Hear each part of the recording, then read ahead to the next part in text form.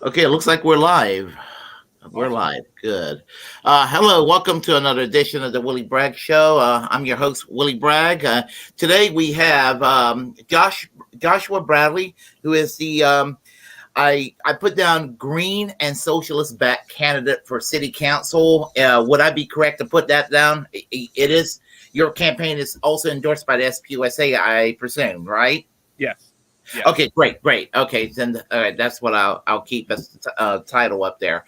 Okay, as I said, Joshua Bradley is the candidate for city council here. In Raleigh, I live next door to Raleigh. I'm about 30 miles away, and so it's great knowing that there are some bona fide, real left wing voices running for municipal government. Something that I thought I would never see in my lifetime, and it's certainly a long ways from what I was seeing back in the 1990s when all when the political system was a little bit different from today. So I'm gonna allow Josh. Why don't you go ahead and introduce yourself, and we'll take it from there. Okay. Hey, Willie. Hey, everybody. My name is Josh Bradley. I'm running for Raleigh City Council at large. It's been a long campaign. The election was supposed to be obviously last October, and then it got pushed back by a year and a half due to an act of the North Carolina General Assembly. Um, I'm a member of the Green Party, and I'm on the coordinating committee for the Green Party. I'm a member of the Socialist Party USA. I'm secretary for the local, and I'm on the national. I'm on the NC, the national committee as well.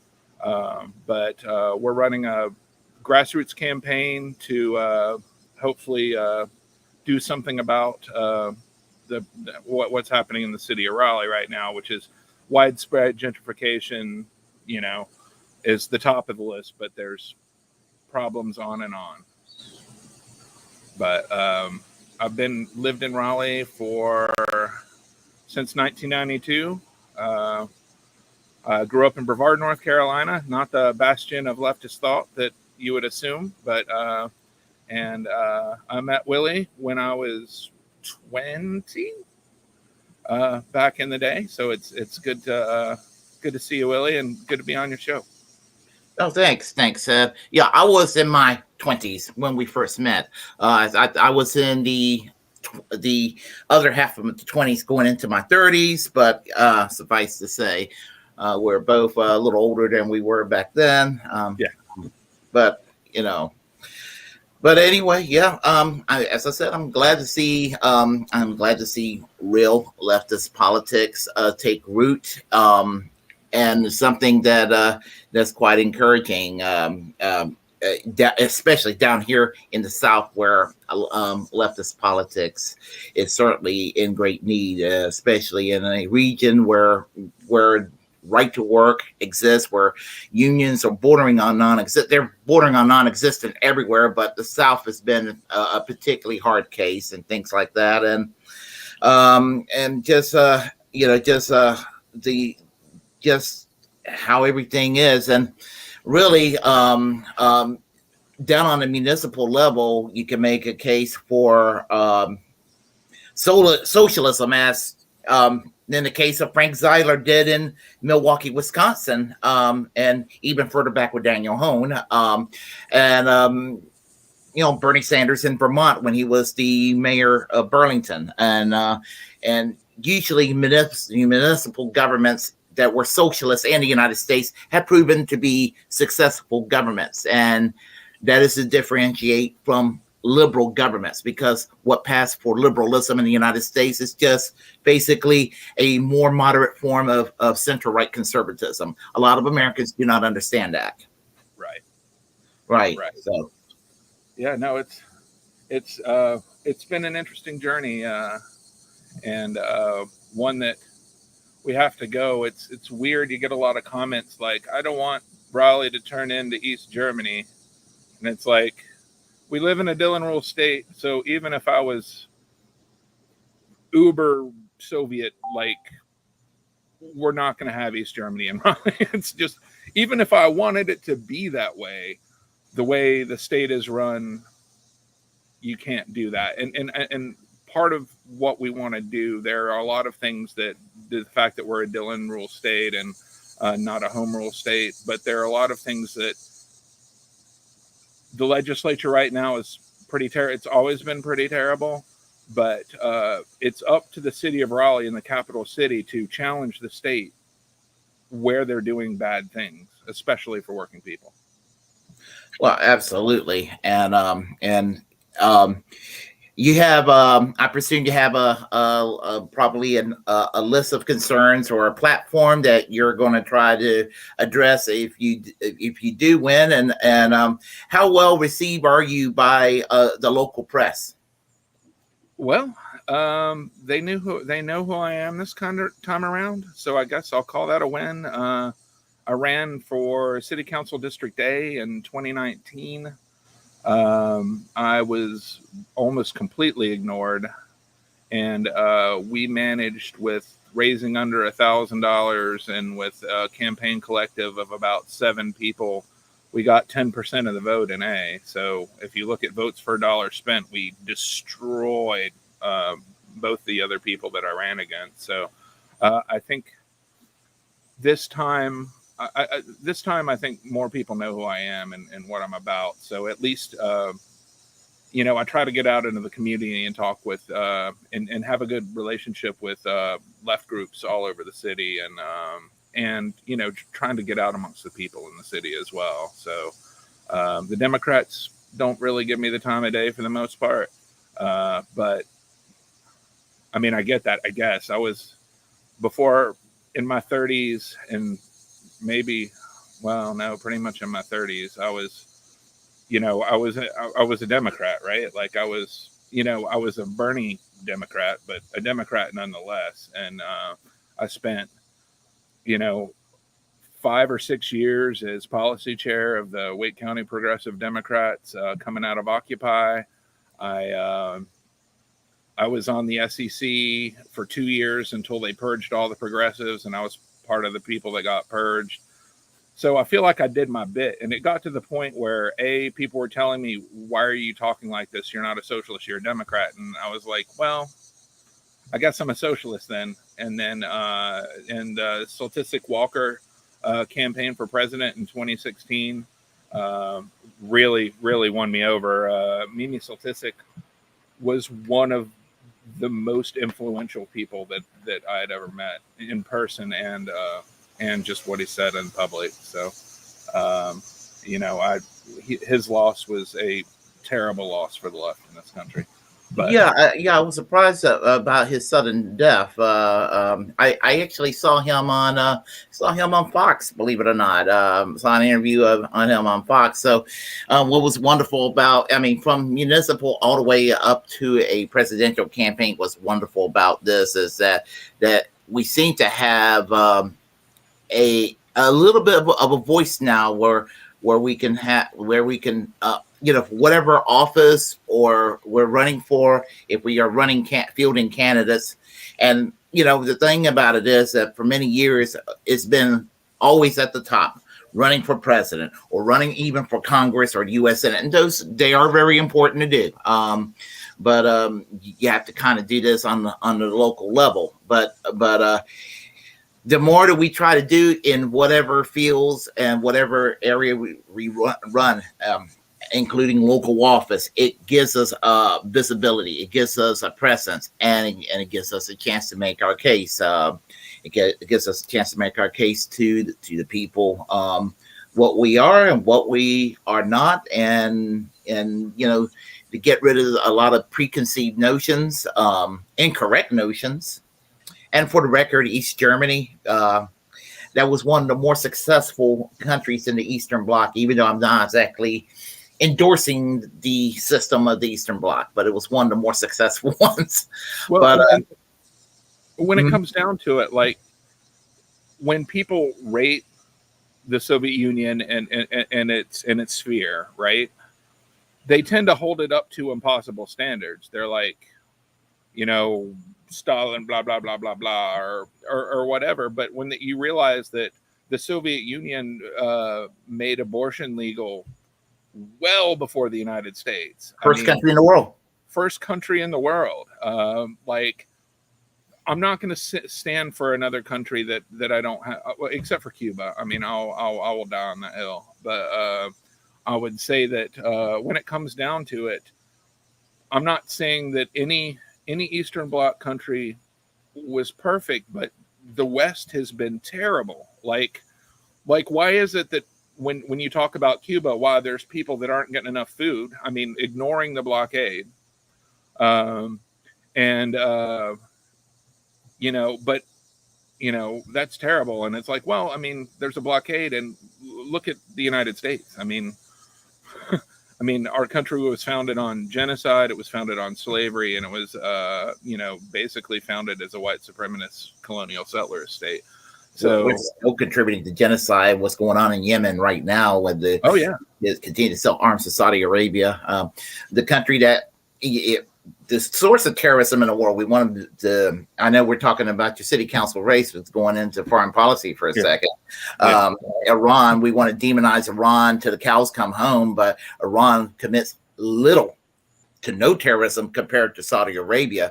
But the United States, pardon the way I'm going to phrase this, United States is a cocksucker for Saudi Arabia. But at the same time, they want to go and push sanctions and bully Iran around just to appease evangelical Christians in the Republican base on the Republican side.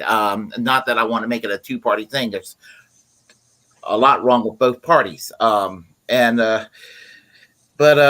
getting back to what I was saying, I mean, these issues, they kind of all connect, whether we're talking, you know, everything kind of connects, and like a little chain from local to a state to a federal to international. And that's why we're socialists. Everything kind of connects. Right. I guess when you hear the term intersectional, I guess that's what it kind of means. Now that I think about it. Yeah. Well, it's important. Local elections are. I'm not going to say that state elections and country and U.S. elections aren't important to do, but the advantage to running on the city level is, in a lot of cases, there's a low barrier to entry. So where, like, you've done shows on how the Democratic senatorial campaign and the Elias Law Group have gone out of their way and dirty tricked everybody in order to keep the Green Party off the ballot, right? Absolutely, yes. But right now, until and hopefully it will come soon, reverse that decision and get Matt and Michael on the ballot, I'm the only Green that is running in North Carolina.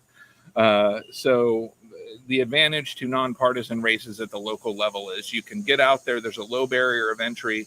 If you put together a good campaign collective, I think you can go a lot of ways, and win or lose, you can get the message to the people to say that there is a better way of doing things, right? Absolutely. And a lot of municipal races are nonpartisan, and that's the dirty little secret a lot of people do not realize. And so it doesn't really require ballot access, because I mean, I remember petitioning in the past for just to get a presidential candidate, a certified presidential candidate. It used to take 500 signatures to put a certified write-in, which it takes a lot of energy and time and all of that. I can understand 500 to get a candidate officially on the ballot, but for certified, that's ridiculous. But we did it. Quite a few times, but locally to run candidates doesn't require that, and that's what's awesome. That's the beauty of running for local office. I mean, it's easy. I mean, going for what is I mean, I guess that's a terrible way to put it, but you can do that without that barrier, and you can still make your case for whatever issues that needs to be addressed locally. Whether it's housing or public sector workers, regarding living wage campaigns, unionization issues, things like that. Yeah, well, and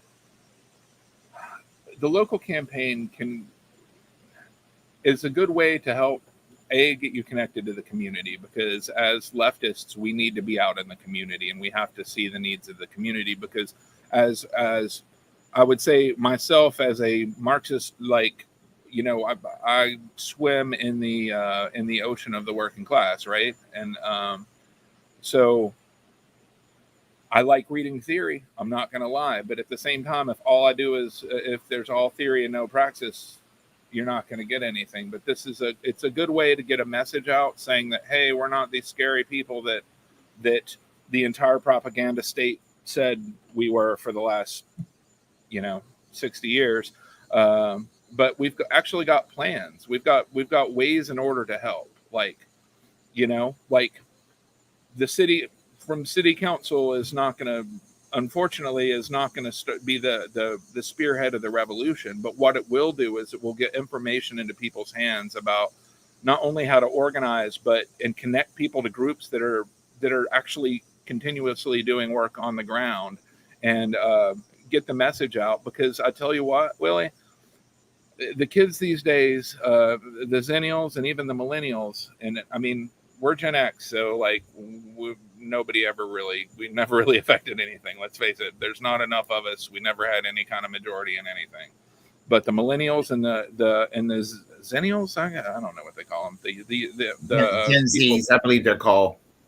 Yeah, the Gen Zs are the second and third generation of people that overall do less well than their parents, right? Like Gen X was the first generation that was not as successful as its parents, and it's gotten worse since then. So every generation after the baby boom generation sees the need to change, right? And it's a matter of how to get the information on how to do that. You don't want to just willy-nilly burn everything down and then have nothing to replace it. What you do is you have an option. There's lots of source material from Marx all the way to Michael Parenti, and a lot of people. And I'm not saying that I'm going to attest to everybody, because I haven't read it all, but I mean, there's good solid theory that a lot of work has been put into and has been successful around the world. It might not have been a utopia, but like, what is a utopia, right? Like, we hold people to a high standard if they're on the left, but if they're on the right, we make a lot of excuses for them,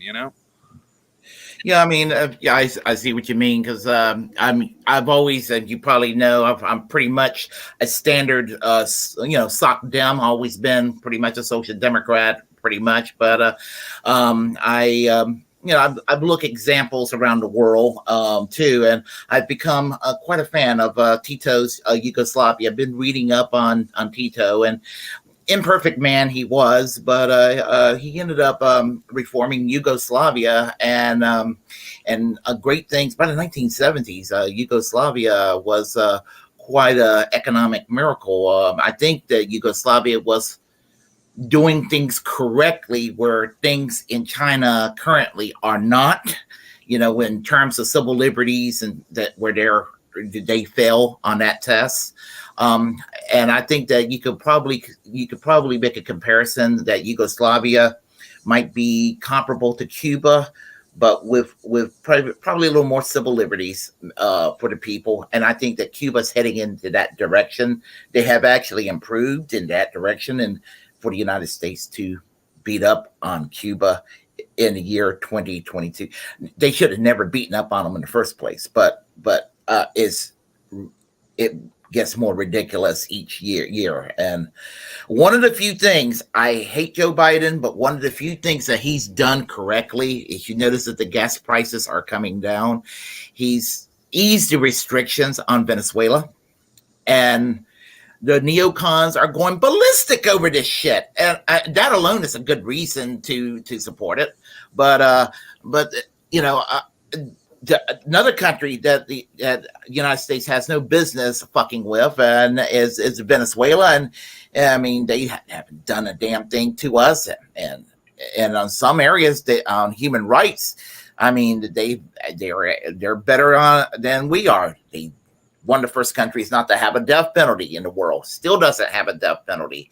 They have a healthier electoral system than we do. A far more democratic system. They can elect anybody they want. And the people obviously wanted Chavez. They obviously want Maduro. And they actually have a free press and free speech in those countries that people do not believe exist. And even for those who are pro-capitalism, Venezuela is still a free market society. That's the dirty little secret that the right wing don't want you to. They'll give you the Ben Shapiro spin, and they'll be like, "Well, all you socialists, you don't love Norway, Sweden, but they're just high tax countries with a welfare state and universal health care." But then you talk about Venezuela. There's this big dark, Khmer Rouge, Pol Pot state down in South America. I'm like, you can't have it both ways. But well, I mean, the fact that they're sitting on the world's largest oil reserve is the reason why the United States has been so angry about it when they nationalized the oil industry. Like, they didn't nationalize the economy, which I wasn't in Chavez's shoes. I don't know why I stopped short, but like, so yeah, what you were saying. But with that, especially when oil is high and they can get the benefit of their oil, they've built 1 million houses in Venezuela. 1 million houses. They finally have universal health care in Venezuela, and they won't have the economic problems they have if the United States will stop bullying them. And it's funny how the United States will bully Venezuela, but another country in Latin America right now that has the potential of becoming a fascist state, unless in the next election there's a change and Lula comes back into power, is Brazil under Jair Bolsonaro, who wants to turn Brazil into Pinochet's era Chile. But the United States are kind of okay with people like Bolsonaro. So, well, and they decided to fund a coup against Bolivia. And Bolivia, I mean, it was they call it the pink wave. They don't call it the red wave. They call it the pink wave because these people aren't bringing in like Marxist-Leninist states. They're bringing in like left of center governments, right? It's not like that. It's not like you're going to see a new Stalin coming out of Central America or South America anytime soon, right? Like, you're going to see, I mean, there was a lot of stuff, and under Bolivia, they made a lot of reforms, and then the coup happened, and then you had a racist government come in and just like murdered lots of indigenous people and just did that, and it was all supported by the United States. So, like, of course, we're pretty good as a country at committing genocide, right? Like, as much as I hate to say, and what really, really kind of frustrates me is being at protests, and you'll have somebody up on stage that comes up and says, "This is terrible that's happening now, but we in the United States are not like this." And it's like, we are like this. We don't need to be like this. But if you read history at all, the United States has never been good to the poor. It's never been good for anybody of color. It's never been good for the LGBTQIA community. It's just never been good. And it's really never been good for the indigenous community. Like, so rather than saying that's not how we are, we should say, well, maybe we were like that, but we don't need to be like that anymore. Well, I think the United States, everything you just said is true, but what the United States have done, they found a way to put a smiley face on genocide and make it seem not so bad. So we're at a point where it doesn't look like something with a Charlie Chaplin mustache. It doesn't look like that. So we don't think about it. Even the people who are being oppressed, in a lot of cases, don't look at their oppression that way. And it's kind of a public relations spins that unfortunately been kind of successful. And I'm not saying that people should just go and violently do whatever, but we need to correct these things. And again, it needs to be corrected on a local level. Like, for example, in Oregon, there was really derogatory language in the state constitution about Blacks being considered lesser, and I'm not sure what it was, something about blacks being considered lesser people. And it was until very recent, like in the last decade or the last 20 years, that language was left, which was still in the state constitution, which is really ironic because Oregon is actually one of the more progressive states in the country. It was just something that was a holdover from the 19th century. And the late Michael Marino, who was the member of the SPUSA, actually an activist, actually was successful in convincing Oregon to remove the language from the state constitution of the overtly ugly racist language from, that people just kind of overlooked. I mean, I'm sure that, some things just don't occur to people. Like, some of the Confederate flags and monuments that existed over the years. I mean, even when civil rights became a relative reality and some kind of semblance of equality, that we're not fully there yet, but kind of, when the really ugly side, Jim Crowism, went away, we still look at the Confederate monuments. We didn't think anything of it until we really started to think of these things. And all of a sudden, a bunch of people on the right were the same Republicans who will lecture lefties about how Abraham Lincoln freed the slaves are the same people that tell you that Abraham Lincoln was the biggest tyrant that ever existed. It's really verbal gymnastics that they go through. And I always say, put this shit in the museum. It's historically accurate, to remember this stuff, but you don't want to honor it. You want to remember this shit, like the Holocaust Museum in Washington, D.C. You want to remember this. You don't want to honor it in any way, shape, or form, but you want a reminder knowing not to repeat our mistakes. Right. Well, and that's the problem with education today, because right now the conservatives are all about book burning and book banning. And absolutely.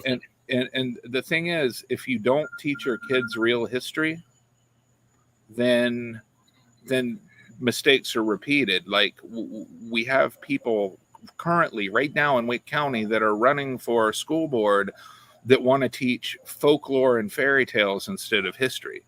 And I mean, it's damaging and it's completely mischaracterizing where we are. And I'll give you an example. When I took North Carolina history in 8th grade, they said that the Civil War was about states' rights, but that's absolutely not true. If you look at the Articles of Secession, it was 100% clear what they were for. In fact, the Confederates were really kind of anti-states' rights because those stupid abolitionist states in the North, from their opinion, I think they were on the right track other than being capitalists, weren't enforcing laws that they had passed because the Electoral College gave them an excessive amount of power for what they were. So I was actually, when I was in 8th grade, by a nice teacher who was teaching out of the textbook, was saying something that not only was misinterpreting the facts, it was actually not true on any level.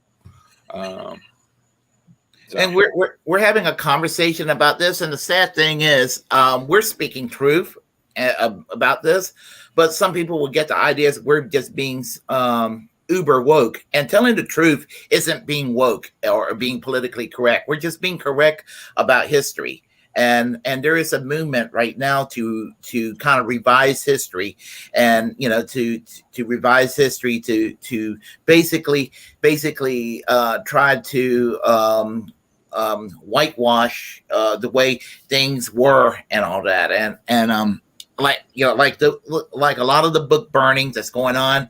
This is why you running for the Raleigh Council is very important. It links to education, because there are people who wants to engage in revision history and curriculums and that this sort of thing. And this is why people kind of need to run for local elections to kind of put a stop to this sort of thing. Because right now in media, in dark pockets of right-wing media and on the dark corners of the internet, and it's becoming more and more mainstream. There are people who are engaged in revision history. You can see that with people like Dinesh D'Souza, David Barton, and people like that, and they tell a repulsive history of things about the United States which are not true, that's been accepted as true, and unfortunately, they have actually gained an audience, and I just think people like that needs to be challenged and fervently discredited. I mean, we're going to go into British politics for a moment, but I've heard Alex Jones and Stephen Crowder once said that George Orwell was not a socialist. I mean, the guy that wrote 1984 was not a socialist. The mental gymnastics. Yeah, I mean the mental gymnastic. They cannot even find someone that is universally appreciated from across the political spectrum that's done good work toward humanity, and they just happen to be a socialist. And all of a sudden, you can't sit there and give somebody credit for being, for doing good work.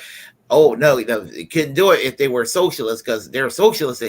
They're oh my God, they're by default evil. I mean, and that's the gymnastics that they go through, and how close-minded one has to actively be.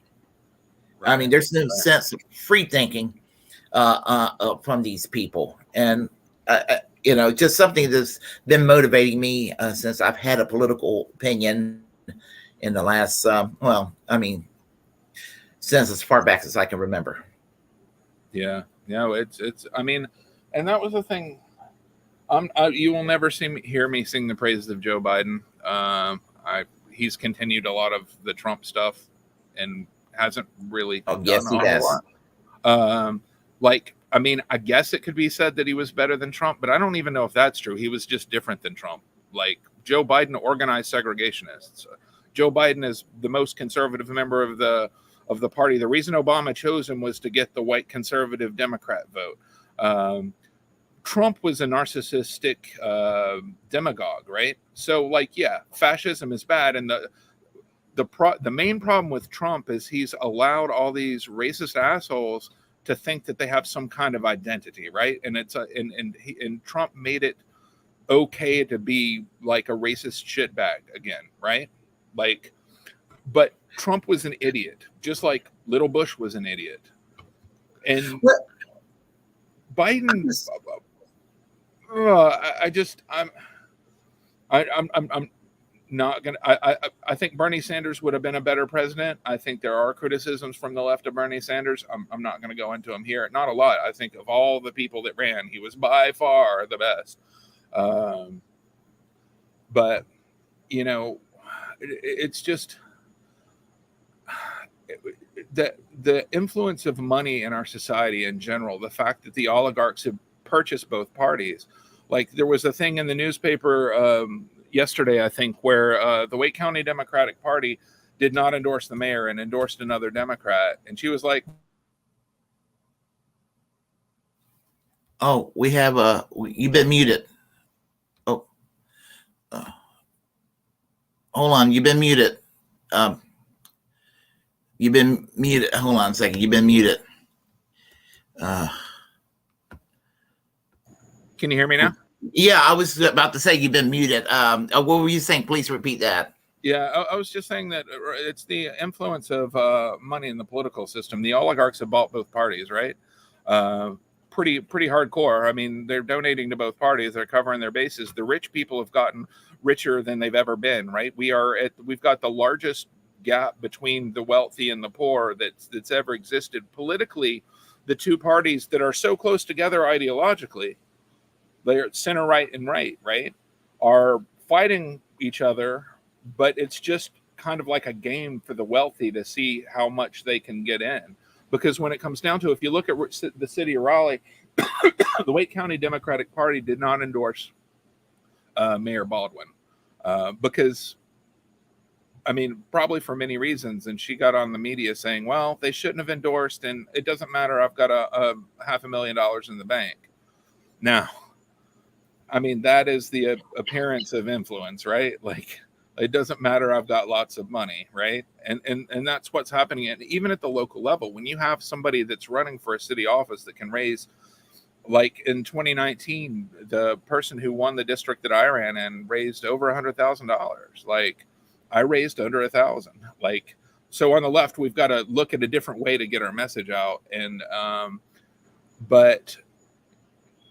and because the people who currently are representing the city council, for the most part, I'm not saying all of them are bad, and I'm not going to attack any of them personally. I will just say that they are influenced. They make decisions that you wouldn't have expected them to make because they were beholden to the developers that are giving them money to win this election. And I think they're getting to the point to where it's not working so much because people see gentrification. People see that people are pushed out, that there are more people living under bridges and living rough than there have ever been, because while they're doing some small things in order to try to help some people get affordable housing, that is not their focus, right?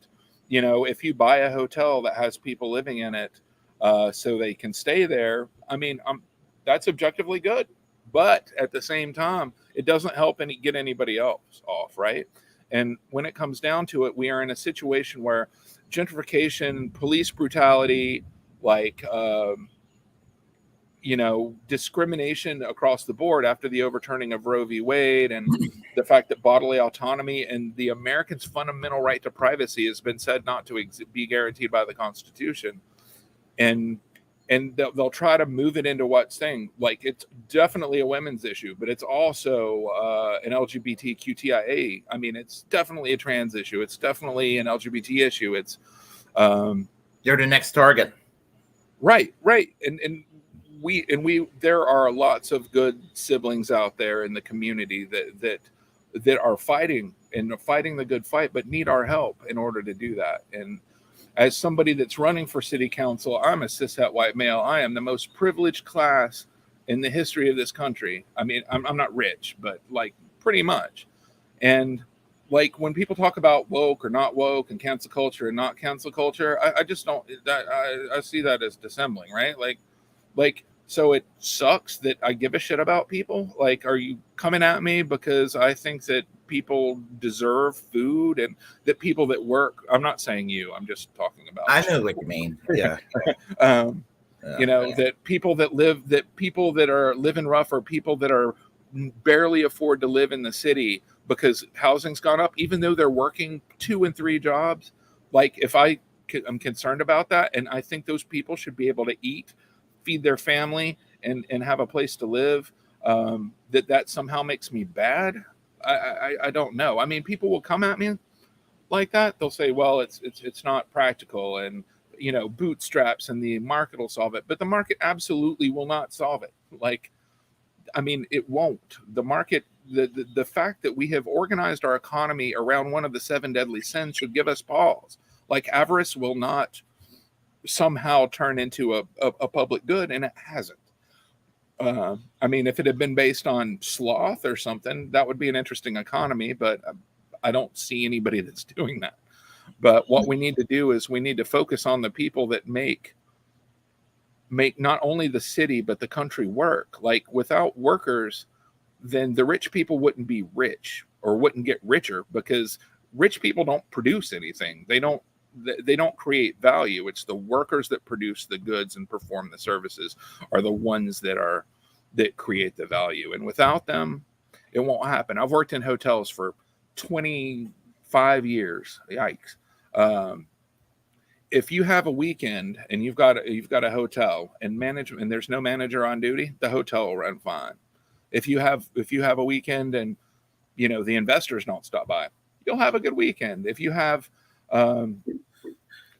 but what happens is, if you have a hotel and you don't have the housekeepers come in, you don't have a hotel. Like, so, and the people that do the hardest work And I'm talking with hotels, it's housekeeping, engineering, and the front desk. But I would say housekeeping overall that are the least paid. And they say, well, it's unskilled labor. And it's like, it's not unskilled labor. Let managers clean rooms and tell you how that's unskilled. I mean, as somebody that has come, I mean, I did a little bit of hotel management for a little bit.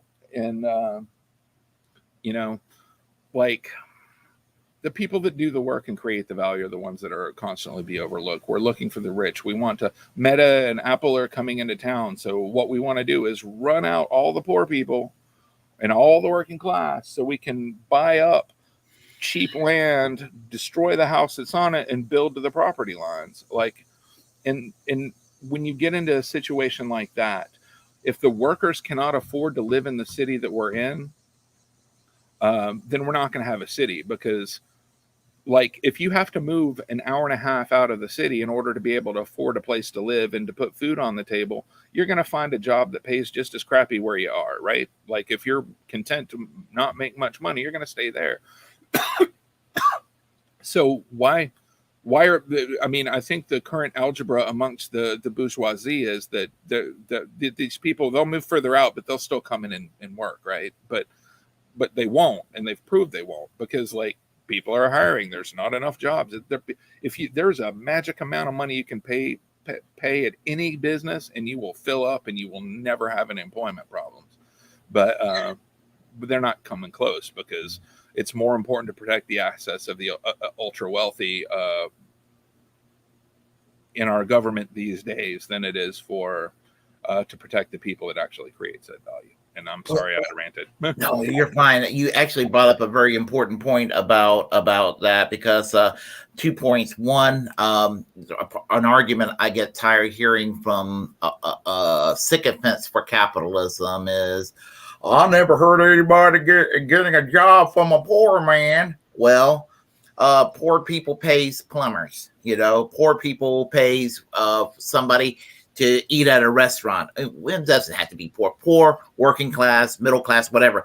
The consumer, a consumer from all economic classes, pays the salary of other people who are rich by utilizing the service. So, and some of those people are poor people. So when they say, I never heard anybody getting a job from a poor man, well, the poor person who's using the services that pays for those services, that's a way where they're actually making a rich person rich. So I mean, that argument that I hear from sycophants for capitalism is deeply flawed. And what you were talking about with gentrification and everything, that's another thing, another important point, because what's going on with gentrification and creating, I'm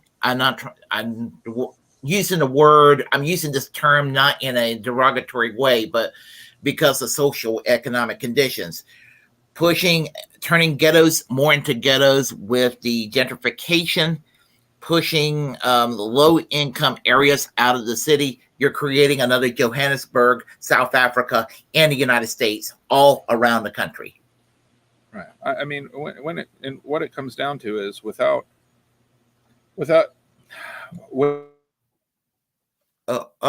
You're muted again. Okay. Can you hear me now? Sorry. Yeah. Sorry, no problem. I'll do this. If you get muted, I'm gonna do this to let you know. Okay. Okay. Sorry about that. I think I've got a short in my mic cable. Yeah, you're fine. You're fine.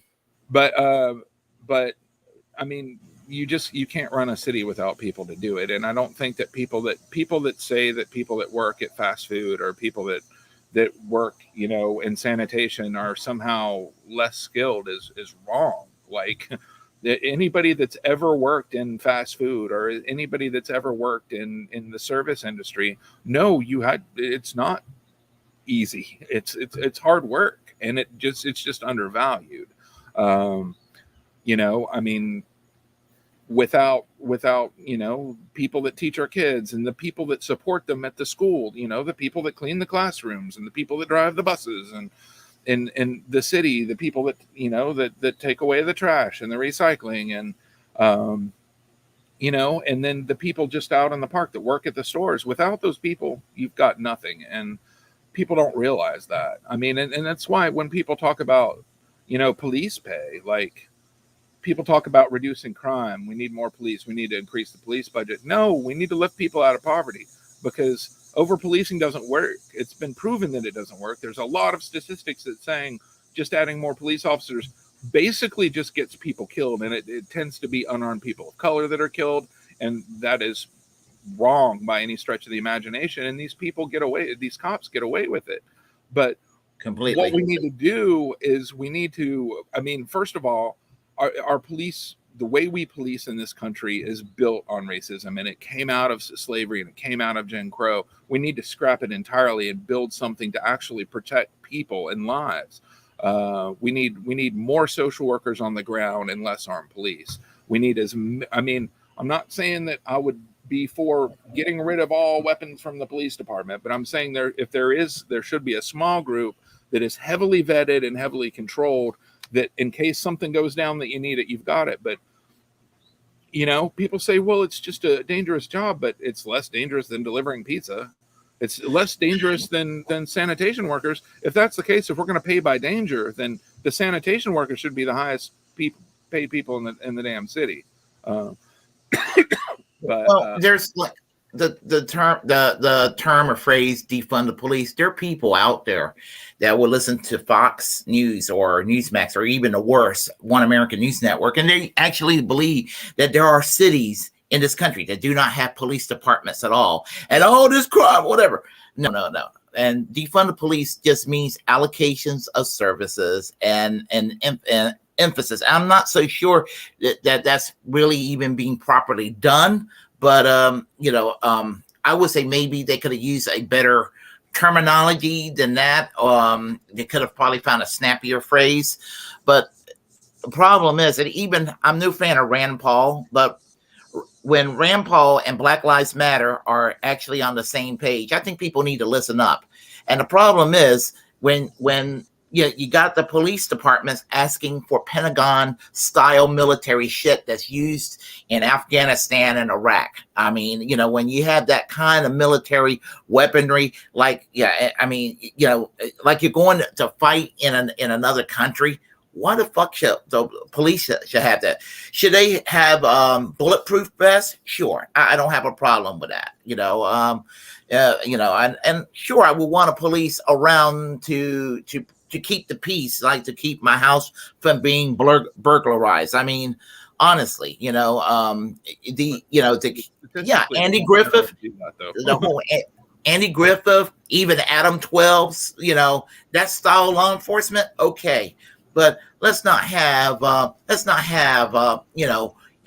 Iraq and Afghanistan in our backyards, and that's what's happening in this country, and the crime that we have in this country is poverty based. I mean, when you have outsourcing that has taken place and deindustrialization that has taken place in the Rust Belt in this country, equivalent to destroying the coal industry in the UK, and then afterwards, after deindustrialization during the Reagan years, you have this sort of thing, and you have declining opportunities and more ways for capitalism to decline opportunities for all people, but in particular for African Americans in regard to economic circumstances. And when I'm saying this, it doesn't mean that African Americans are inferior and they need to be, it just meant that the United States have actually actively made life so rough for centuries that there are African Americans who are middle class and wealthy and great, but the systemic racism over the centuries still lingers on. I mean, I don't believe in calling every single thing racist around, but some things are still very obvious, and people get very triggered when you address these things. And when you sit there and you actively find ways through capitalism to deprive opportunity to all people, to find ways to deprive people of health care, to deprive people of living wage jobs, and do these things, union bust, and all of this sort of thing, means test welfare programs instead of making it an entitlement to create more resentment. This is why we're in the powder keg that we are in the United States today. Yeah, well, I mean, redlining it. If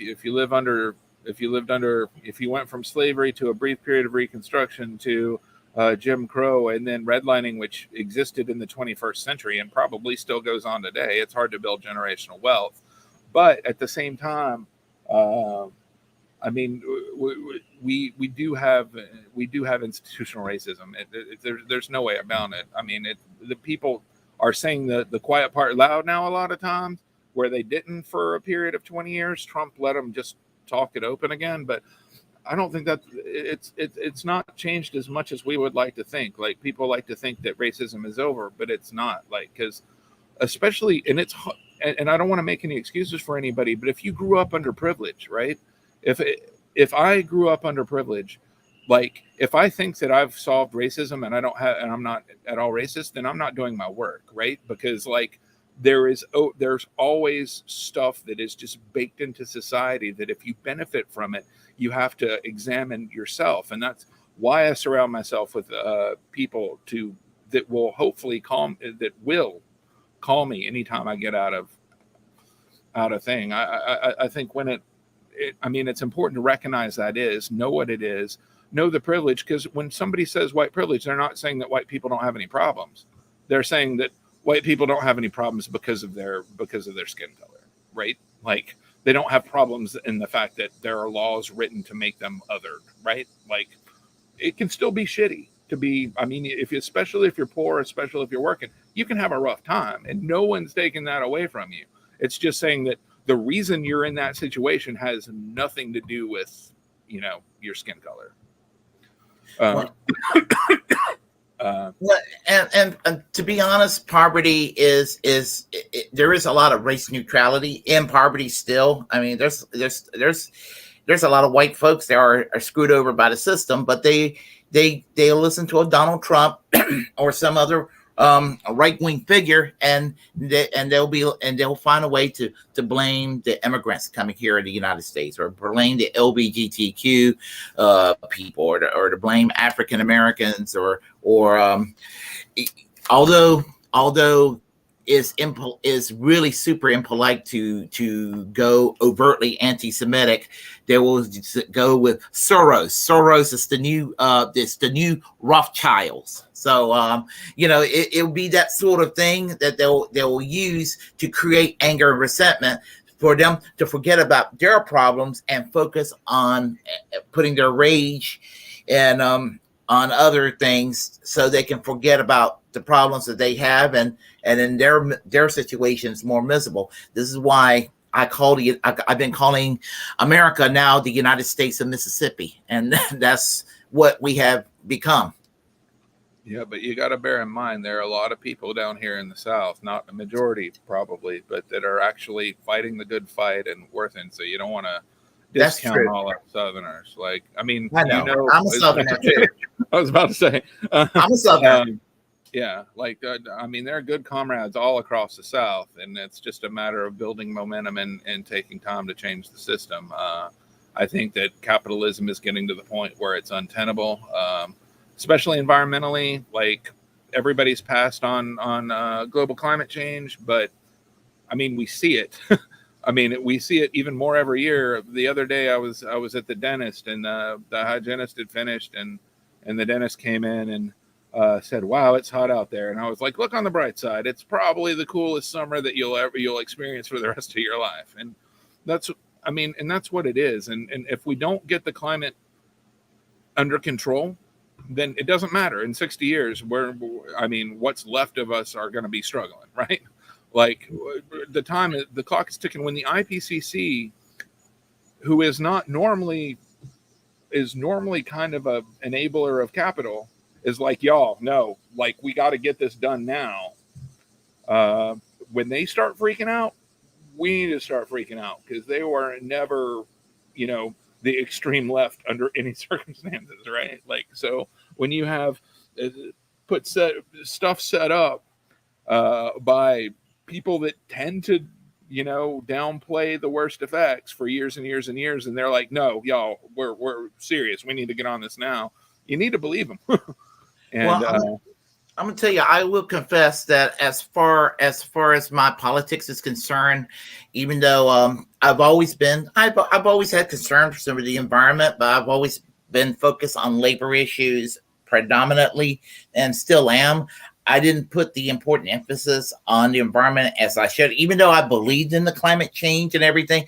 I sort of, for some reason, I just sort of like, well, it's terrible, but it's going to happen probably when I'm dead, and let me just focus on this right now. But honestly, we're have a potential crisis of starvation that could take place with some of these severe droughts, and I always believed in climate change. I mean, I grew up when we had normal winters and had 2 or 3 snowstorms a year, and starting in the 1990s, I will go through several winter cycles without snow, and then maybe we'll get half the decade have snow, and then the other half, like maybe every 2 or 3 years we'll have maybe a normal winter, and then we'll go back to a few dusty flakes if we even get that. I mean, that's an example of climate change right there.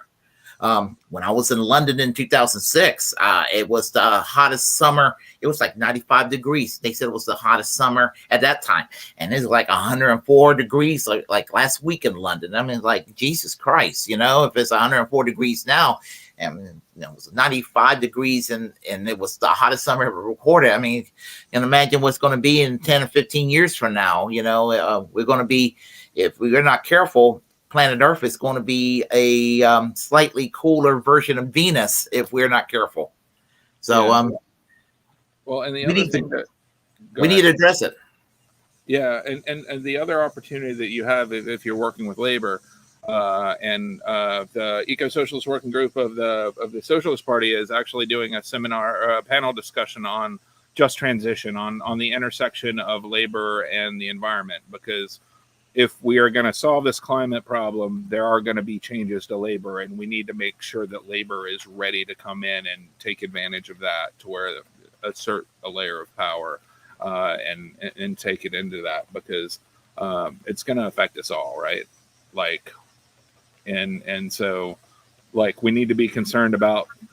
It's just like my government, like my run for city council, right? I'm not here to represent the bourgeoisie. No.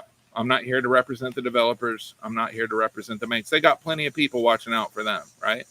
We need to worry about the workers, and the workers are not only affected by like gentrification and low wages and anti-union efforts and right to work and at-will employment and all of the things that are pushed down on that. I mean, they're affected by the change in climate as well, right? Sorry, I'm gonna get an umbrella here so I don't destroy my computer. But like, because environmental racism is a thing, right? Like it is. People tend to put coal ash ponds and hog lagoons. They don't tend to put them in the gated communities, if you know what I mean. Like and pipelines in this country tend to connect the dots on reservations, right? Like, so like if dirty oil pipelines connected like gated communities throughout the thing, it would still be bad, but chances are it wouldn't happen, right? Because they're willing to do the damage. They're not willing to live with the results.